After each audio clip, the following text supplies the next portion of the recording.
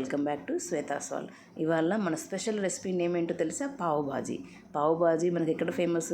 మనకి మహారాష్ట్రలో చాలా ఫేమస్ అండి. ఈ ఫుడ్ స్ట్రీట్ సైడ్ ఫుడ్ ఇది.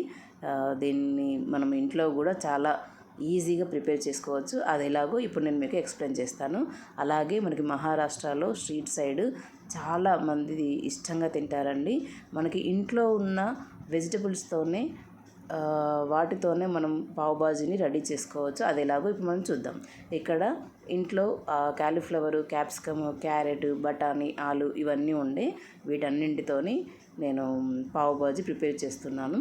ఫస్ట్ వాటిని మనం చిన్న చిన్న ముక్కలుగా కట్ చేసుకొని, మీకు ఈజీగా అయితే అన్నింటినీ ఒకేసారి బాయిల్ చేసుకోవడం బెటర్. లేదా ఇలా కుక్కర్లో పెట్టుకొని ఒక 4 విజిల్స్ వరకు ఉంచుకొని కొంచెం సాల్ట్ వేసి కుక్కర్లో పెట్టుకోవాలండి. ఎందుకంటే కొంచెం వెజిటబుల్స్కి సాల్ట్తోని అవి కుక్ అయితేనే బాగుంటుంది కదా టేస్ట్. డైరెక్ట్ మనం బాయిల్ అయినాక వేస్తే కూడా అంత కరెక్ట్గా ఇది ఉండదు, టేస్ట్ రాదు మన పావ్ బాజీకి.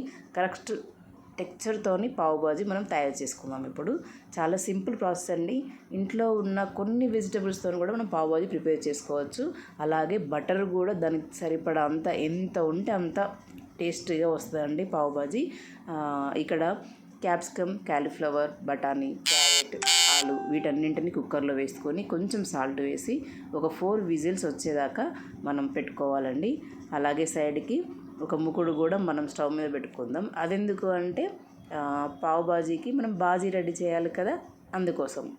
ఇక్కడ నేను కుక్కర్ మూత పెట్టే ముందు సాల్ట్ మర్చిపోయానని మళ్ళీ సాల్ట్ వేసి మళ్ళీ నేను మూత పెట్టేసి ఒక 4 విజిల్స్ వచ్చేదాకా పెట్టేశాను.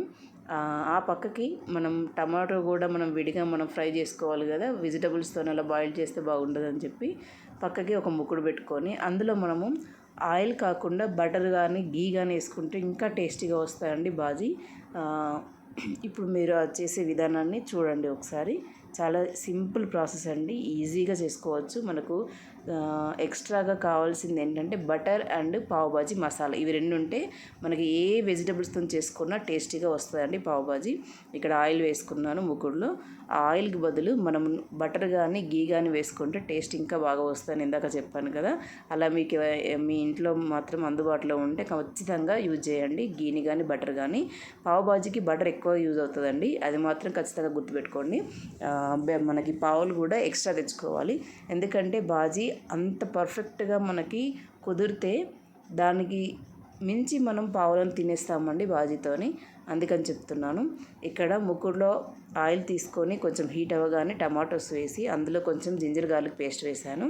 అది ఫ్రై అవుతూ ఉంటూనే పక్కకి మనం కుక్కర్ని కూడా చెక్ చేసుకోవాలి, ఎన్ని విజిల్స్ వచ్చాయని చెప్పి కౌంట్ చేసుకోవాలి. లేదంటే తక్కువగా ఇదైనా వాటర్ తక్కువ అయినా మాడిపోతాయి కదా, అలా అండి. చూడండి పర్ఫెక్ట్గా కుక్ అయ్యాయి. ఇప్పుడు మనం కాసేపు వెంటనే కుక్కర్ని మనం విజిల్ తీసేసి తీయొద్దండి, కొన్నిసార్లు పేలిపోయే అవకాశం కూడా ఉంటుంది. కాబట్టి జాగ్రత్తగా మనము కాసేపు హీట్ తగ్గినాక విజిల్ తీసేసి ఒక 2 మినిట్స్ ఆగి తీసేసుకుంటే బెటరు. ఇక్కడ అంతలోపు మనకు టమాటోస్ తొందరనే మెత్తబడిపోతాయి కదా, అలాగే కొంచెం దగ్గర పడిపోయాక సాల్ట్ వేసుకున్నాం కదా, అది ఆయిల్లో ఫ్రై అనిద్దాం. అంతలోపు ఇక్కడ మనం కుక్కర్లో వెజిటబుల్స్ని ఒక స్మాషర్తోని స్మూత్గా స్మాష్ చేసుకుందాం. ఎలా అంటే కుక్కర్లో కందిపప్పు మనం బాయిల్ చేశాక ఎలా అయితే రుబ్బుకుంటామో అలాంటి ఒక మెత్తని టెక్స్చర్ రావాలండి. అలా అయితేనే మనం చేసే పావ్ బాజీ కరెక్ట్గా సెట్ అవుద్ది. నెక్స్ట్ టమాటోస్ బాయిల్డ్ అయినాక ఈ మెత్తగా మనం స్మాష్ చేసుకున్న ఈ మిశ్రమాన్ని అందులోకి యాడ్ చేద్దాం. ఇంకో విషయం అండి, మీరు ఈ వీడియో చూసేలేపు ఎవరెవరైతే చూస్తున్నారో ఖచ్చితంగా నా ఛానల్ని సబ్స్క్రైబ్ చేసుకోండి, లైక్ ఇవ్వండి, షేర్ ఇవ్వండి, కమెంట్ చేయండి. ప్లీజ్ ఖచ్చితంగా మర్చిపోకుండా సబ్స్క్రైబ్ మాత్రం చేసుకోండి శ్వేతాస్ వరల్డ్ అనే ఛానల్ని. ఇప్పుడు చూపిస్తున్న ఇలాగా వెజిటబుల్స్ని మెత్తగా రుబ్బుకొని మనం టమాటోస్లో యాడ్ చేసుకొని ఒకసారి మంచిగా కలుపుకోవాలండి, కలిసేలాగా టమాటోస్తో పాటు. టమాటోస్ కూడా చూడండి ఎంత మెత్తగా స్మాష్ అయిపోయాయో. నెక్స్ట్ ఇక్కడ మనం అందులోకి టేస్ట్ రావాలంటే కొంచెం chilli powder and pav bhaji masala ఇవి వేసి కలపాలండి. మీరు కారపొడి అందులో యాడ్ చేసే ముందు గమనించాల్సింది ఏంటంటే మీ టేస్ట్కి సరిపడా మీరు ఎంతైతే కారం తింటారో అంత మాత్రమే యాడ్ చేసుకోండి. ఇక్కడ చూపిస్తుంది పావ్ బాజీ మసాలా. నెక్స్ట్ కొంచెం బటరు. ఈ మసాలా గురించి అయితే అది మీ టేస్ట్కి తగ్గట్టు వేసుకోండి, కానీ బటర్ మాత్రం మనం ఎంత ఎక్కువ వేస్తే అంత టేస్ట్ వస్తుందండి. అది మనం తినేదాన్ని బట్టి కూడా ఉంటుంది.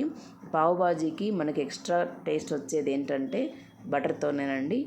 ఎంత ఎక్కువ బటర్ యాడ్ చేసుకుంటే అంత మంచి టేస్ట్ కూడా వస్తుంది. ఇలా చూపించినట్టుగా బటర్ పైకి వస్తే మన పావుకు బాజీ రెడీ అయిపోయినట్టు అండి. పావును బటర్తో ఫ్రై చేసుకొని తినేయాలి అంతే.